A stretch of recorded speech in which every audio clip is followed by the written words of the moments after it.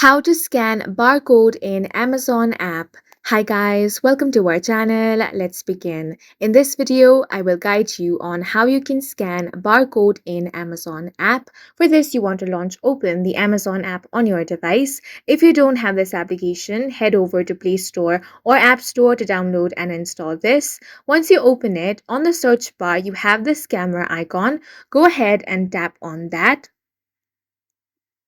Now you will have the option of search, upload, barcode and your rooms. Go ahead and tap on the barcode option over here.